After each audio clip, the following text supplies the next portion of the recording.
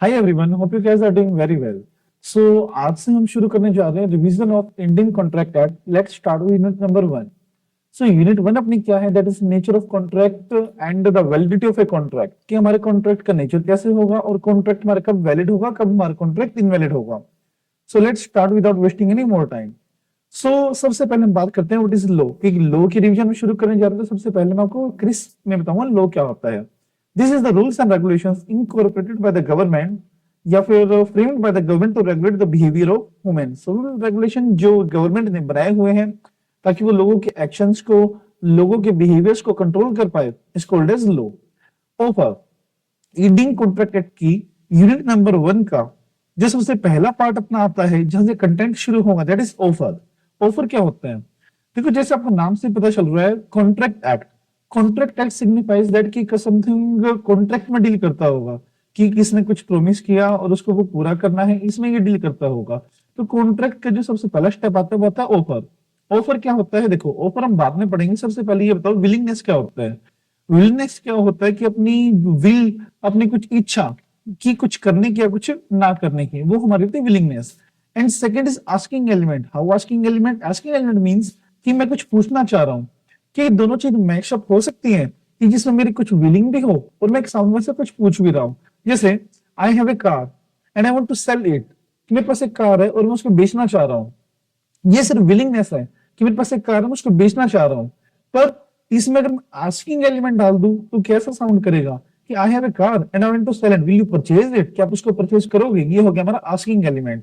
तो अगर हम ऑफर की बात करते हैं तो ऑफर में क्या होता है? एक तो विलिंगनेस होती है and second is asking element.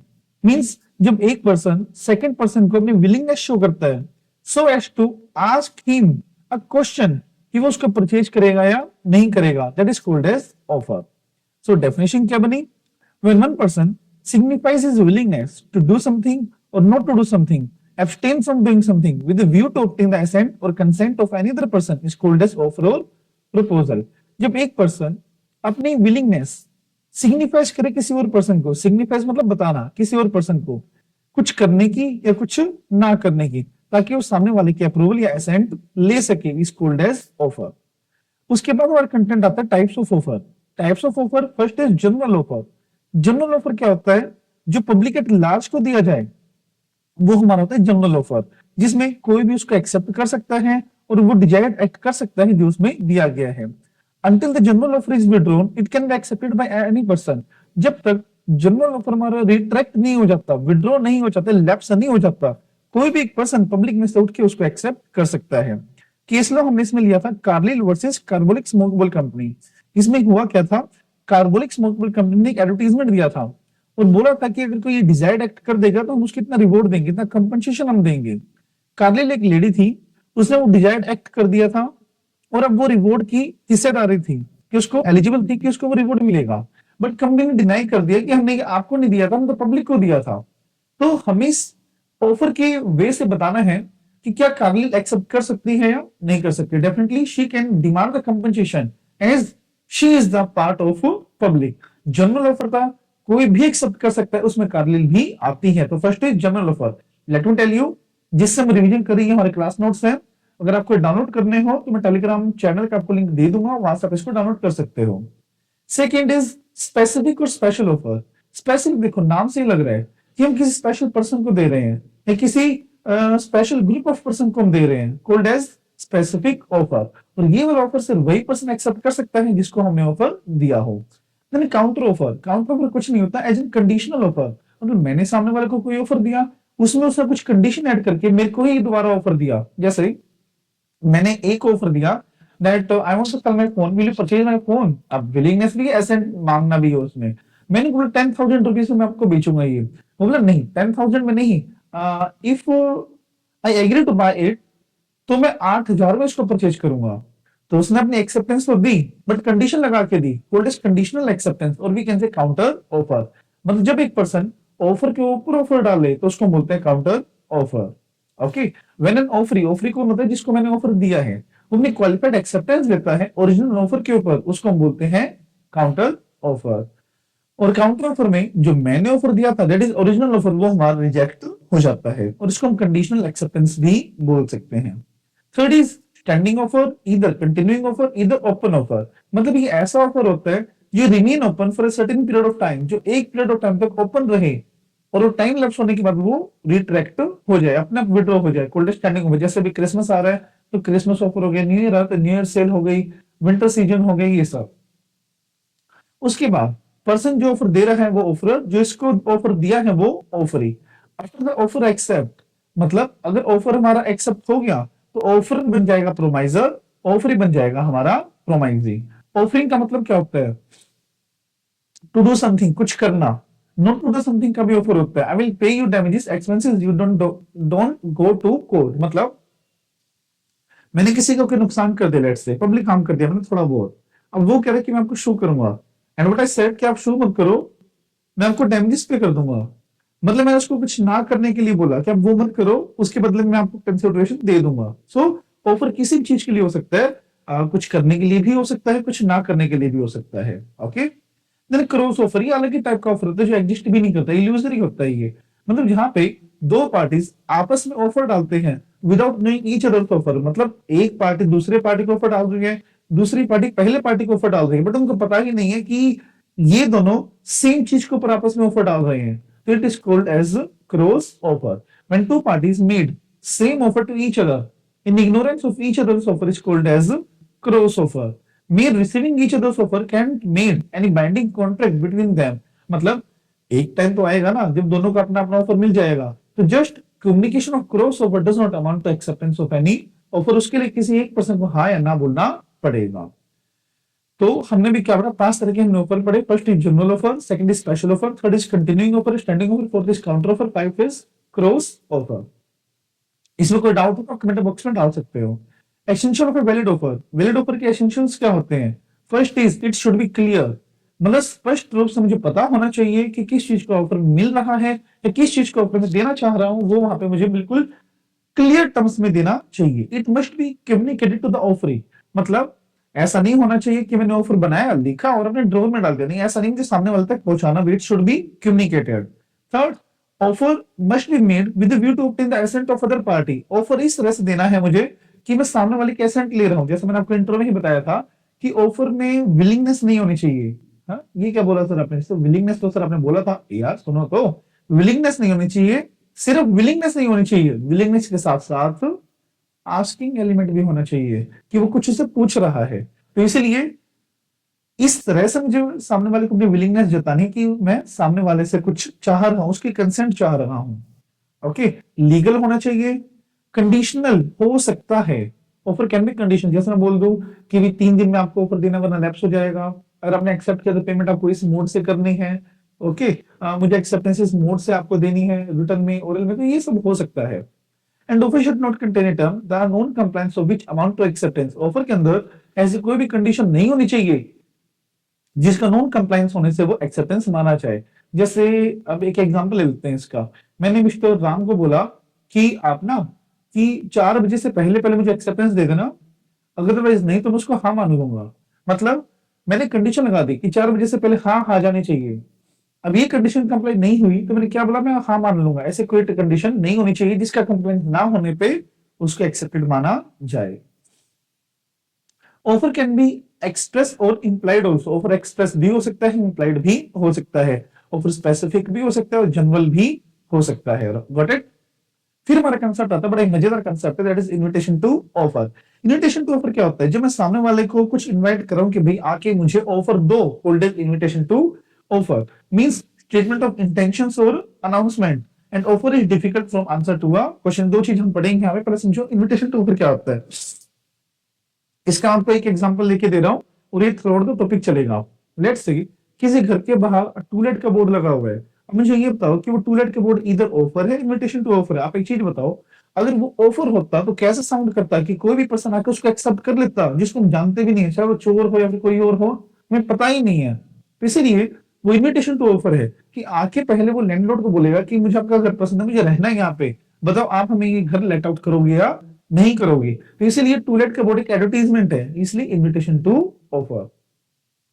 सो अगर मैं किसी को अपनी इंटेंशन बता रहा हूं, कुछ अनाउंसमेंट कर रहा हूं, जैसे सामने वाले ने कुछ क्वेश्चन पूछा है या फिर उसने आंसर दिया है सिर्फ, तो वो कोई ऑफर नहीं होता। जैसे अब एक एग्जांपल ले लेते हैं। ये पूछा कि ये माउस कितने का है? मैंने मेरे फ्रेंड से पूछा ये माउस कितने रुपए का है, कितनी वर्थ इट है? इसको बोला 300 की। चलो ठीक है, ये मुझे दे दे। उसने कहा कि 300 रुपए में ये मुझे दे दे। मैं बोला तूने क्वेश्चन पूछा, मैंने आंसर दिया बस। ये कोई ओवर एक्सेप्टेंस थोड़ी ना है, मुझे बेचना ही नहीं जब ये, तो इसलिए opposite different from answer to a question. इसमें हारे वर्सेस कसाई में एक हुआ था कि सामने वाले ने कुछ प्राइस मांगा था कि इसका प्राइस बताओ मुझे कितना है, और बोल दिया हाँ एक्सेप्टेड। भाई प्राइस बताना कोई एक्सेप्टेंस नहीं होता। कई बार हम जनरली पूछ लेते हैं यार आपकी वॉच बहुत अच्छी है, कहाँ से लाए, कितने की लाए? वो बोलते हैं 35,000 की हम लेके आए, चलो मेरे को दे दो ये। नहीं भाई, एक्सेप्टेंस नहीं, आपका कोई ऑफर थोड़ा ना दिया था मुझे, आप तो सिर्फ प्राइस पूछ रहे थे मुझे। तो statement of a price, declaration of price is not an offer. फिर difference between offer and invitation to offer, दोनों में क्या फर्क है? ऑफर एक डेफिनेट होता है, but invitation to offer attempt to induce an offer होता है। मतलब ऑफर एक स्पष्ट रूप से होता है कि एक्सेप्टेड होते ही हम प्रॉमिस में बन जाएंगे, बट इनविटेशन टू ऑफर में क्या होता है? मैं इनवाइट करता हूँ कि आके मुझे पहले ऑफर दो, फिर बंधना होगा नहीं बंधना होगा वो हम डिसाइड करेंगे। Okay, then acceptance of invitation to offer does not amount any contractual relationship. Obviously बात है, टूलेट का बोर्ड बाहर लगा हुआ था, कोई अपना बैग उठाए सामने से चला रहा है, तो क्या हम कॉन्ट्रैक्ट में बंध गए? नहीं, क्योंकि वो आके पूछेगा मुझसे, नेगोशिएट करेगा तब कॉन्ट्रैक्ट में बंधेंगे ना। अभी तो कोई कॉन्ट्रैक्ट में बंधे ही नहीं है। फिर the test for analysing the statement whether it is an offer और invitation to offer is intention. मतलब कैसे पता लगाएंगे हम कि ऑफर जो हम दे रहे हैं, जो वो बातें सर्कमस्टांसेस हो रही है, वो इनविटेशन टू ऑफर है, ऑफर है? तो वो डिपेंड करता है सिर्फ एक चीज से, वो एक चीज है हमारी इंटेंशन। अगर हमारी इंटेंशन हाथों हाथ बंधने की है तो वो ऑफर, बट हमारी विलिंगनेस नेगोशिएट करने की है तो वो हमारा हो जाएगा invitation to offer. Okay, differences देखिए ऑफर में और इनविटेशन टू ऑफर में।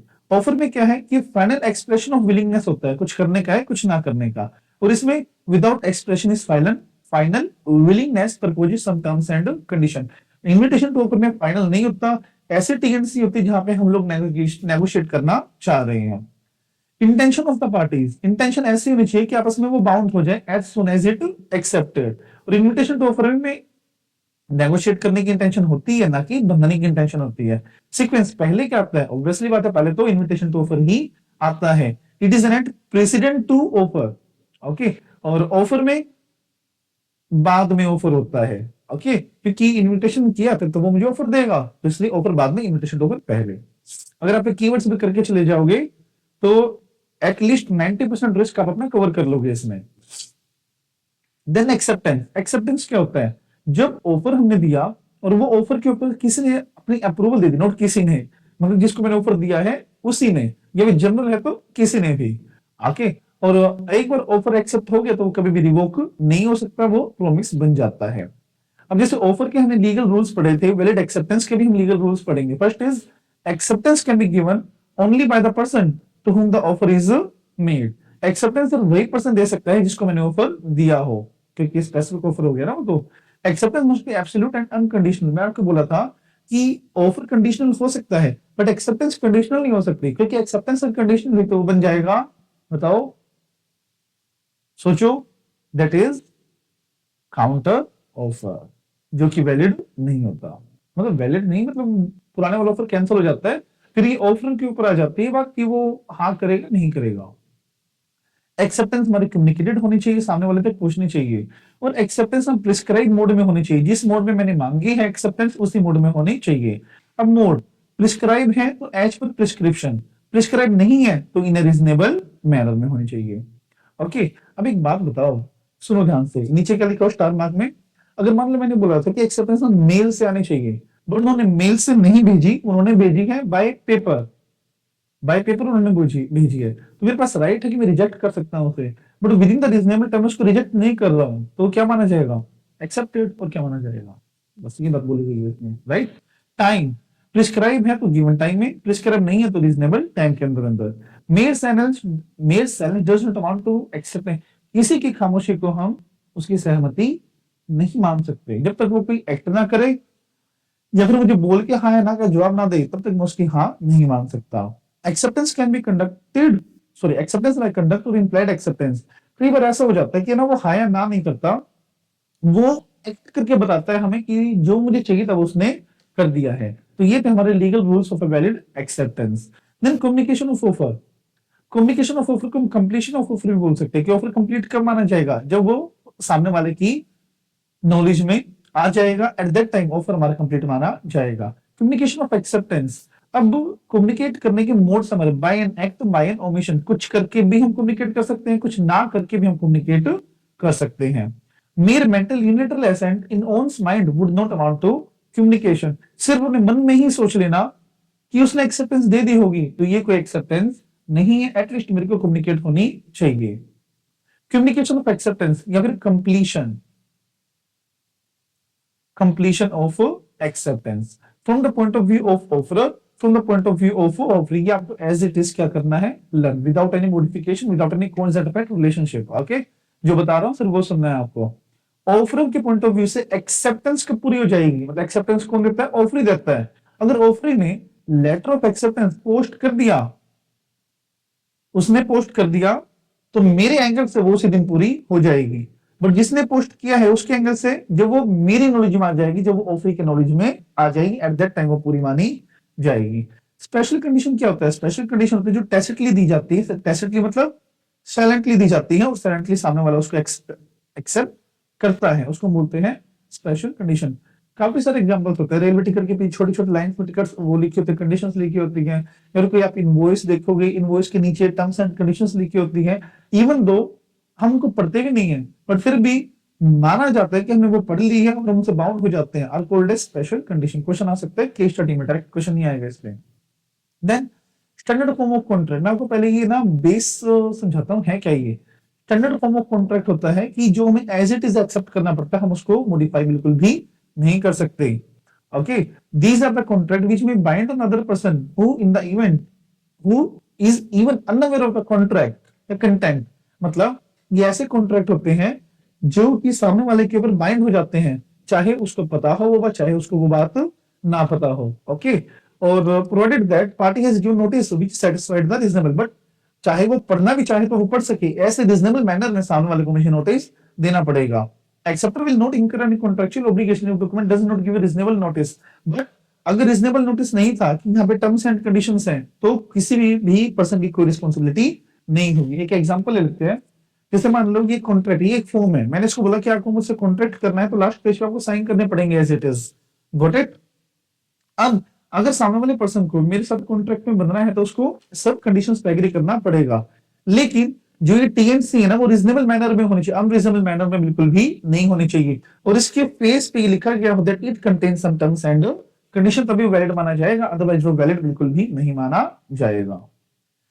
रिवोकेशन ऑफ ऑफर, मतलब time to revocation we can say, मतलब कब तक हम ऑफर रिवोक कर सकते हैं, कब तक हम एक्सेप्टेंस रिवोक कर सकते हैं। Offer can be revoke at any time up to the letter of acceptance comes into posting, मतलब लेटर ऑफ एक्सेप्टेंस पोस्ट होने से पहले ऑफरर अपना ऑफर रिवोक कर सकता है। सर ऐसा क्यों, पोज लो और सोचो, मैंने आपको ऑफर के पॉइंट ऑफ व्यू से एक्सेप्टेंस पूरी कब होगी, कब बोला था, जब ऑफर उसको पोस्ट कर देगा।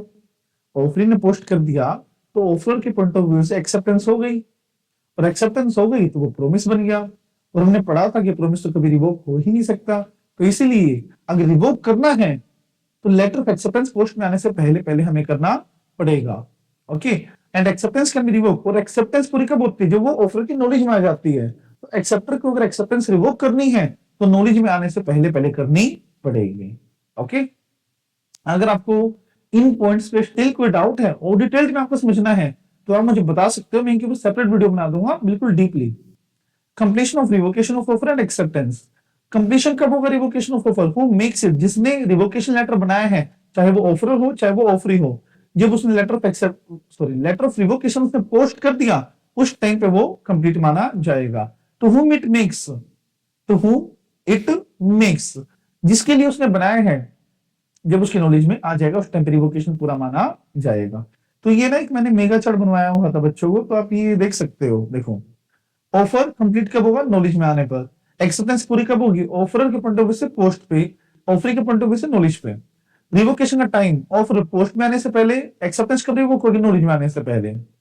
रिवोकेशन पूरा कब होगा, जिसने बनाया है उसके पॉइंट ऑफ व्यू से कब, जब वो पोस्ट करेगा, जिसके लिए बनाया है उसके पॉइंट ऑफ व्यू से कब, जब वो उसकी नॉलेज में आ जाएगा, बस। ओके, अब इसमें आपको एक चीज और ध्यान में रखना, ब्लर है ये, मैं बता रहा हूं आपको।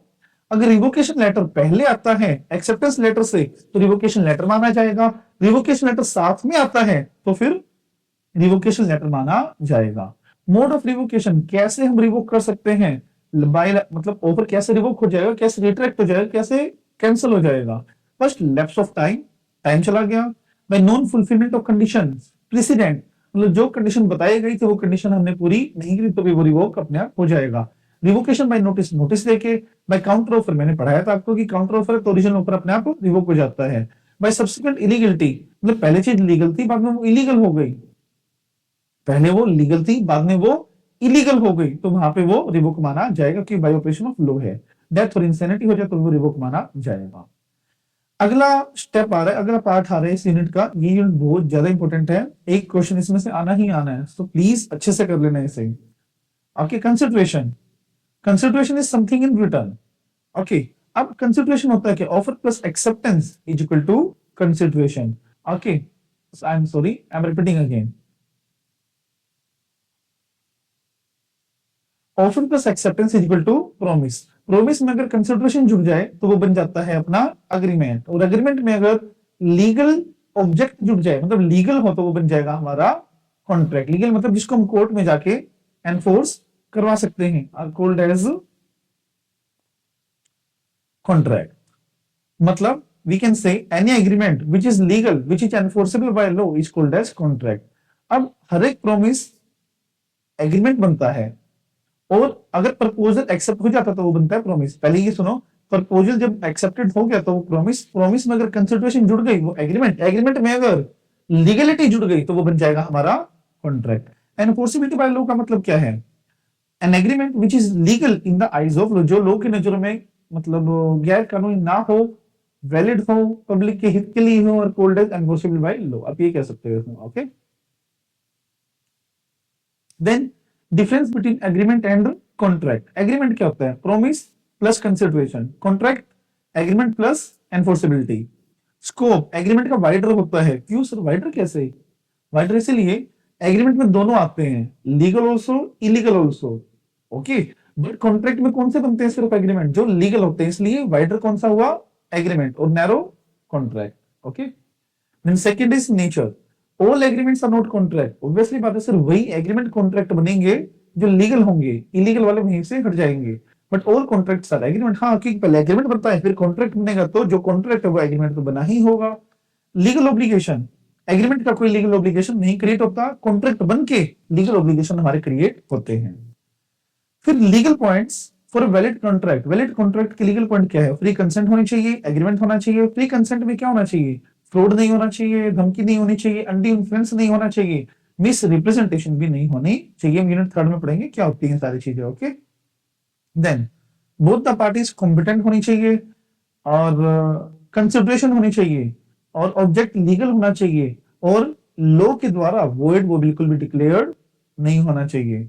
टू पार्टीज होनी चाहिए, इंटेंशन होनी चाहिए पार्टीज की, मतलब सोशल या डोमेस्टिक इंटेंशन बिल्कुल भी नहीं। इस पर क्वेश्चन 5 नंबर का आ चुका है, जून 2023 में आया था आई थिंक सो, वो मतलब सोशल रिलेशनशिप था उनका, तो सोशल रिलेशनशिप क्रिएट नहीं, जैसे मान लो बर्थडे पार्टी में इनवाइट करना और फिर बर्थडे पार्टी देने से मना कर देना, ऐसा कुछ। ओके, वो सोशल में आता है, या फिर जैसे गिफ्ट देना, गिफ्ट देने में फिर मना कर देना, ये सारे वे हमारे डोमेस्टिक सोशल में आते हैं, मतलब लीगल होना चाहिए। ओके, अदर फॉर्मेलिटीज, अगर कॉन्ट्रैक्ट में ऐसा कुछ है कि ये फॉर्मेलिटीज आपको पूरी करनी है तो वो फॉर्मेलिटी भी पूरी होनी चाहिए। जैसे मान लो हम कोई प्रॉपर्टी लेने या देने का वादा करते हैं, तो सिर्फ पैसा लेने देने से प्रॉपर्टी ट्रांसफर नहीं होती है, हमें उनकी रजिस्ट्री वगैरह भी करवानी पड़ती है, तो अदर फॉर्मेलिटीज जो भी जुड़ी हुई है वो हमें पूरी करवानी पड़ेगी।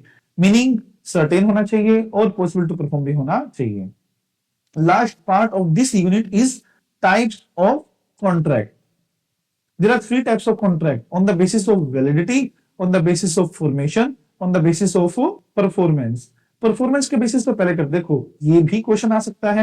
एक टाइप्स ऑफ कॉन्ट्रैक्ट जो हम ये बच्चे क्या लिख देते हैं, वैलिड, वॉइड, वॉइडेबल, नहीं, आपको ऑन द बेसिस के हिसाब से लिखना है, on the basis of validity, formation और परफॉर्मेंस। परफॉर्मेंस के बेसिस पे एग्जीक्यूटेड एंड एग्जीक्यूटरी। फिर type of executory, unilateral and ये आने के ना बहुत ज्यादा चांसेस है, याद कर लेना इसको अच्छे से।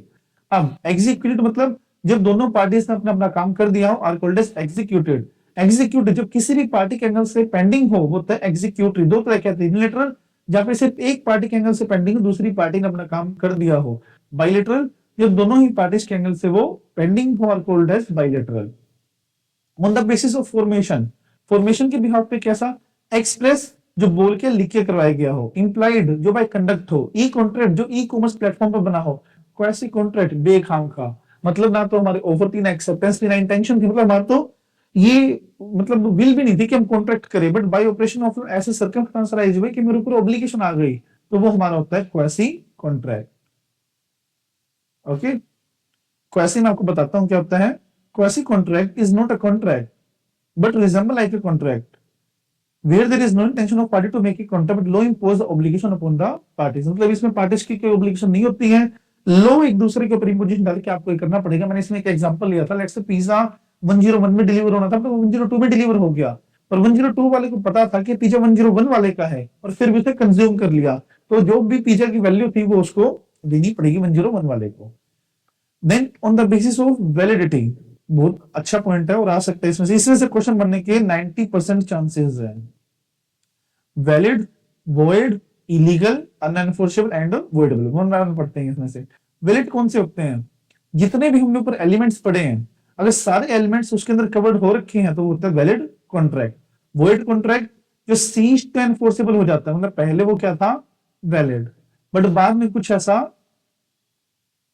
सर्कमस्टांस हुआ जिसकी वजह से वो बन गया void, are called as void contract, मतलब परफॉर्म नहीं हो सकता वो, पर out of the contemplation of party. मतलब वॉइड कॉन्ट्रैक्ट जब बनता है कि ऐसा कुछ सर्कमस्टांसेस हुआ हो जो पार्टीज के हाथ में ना हो। इसमें एक एग्जांपल ले लेते हैं, जब मैंने मान लो पेंटिंग बनाने का एक ऑर्डर दिया और उसने वो एक्सेप्ट भी कर लिया, और बट बीच में मतलब meanwhile the transaction, meanwhile the contract, painter की डेथ हो गई।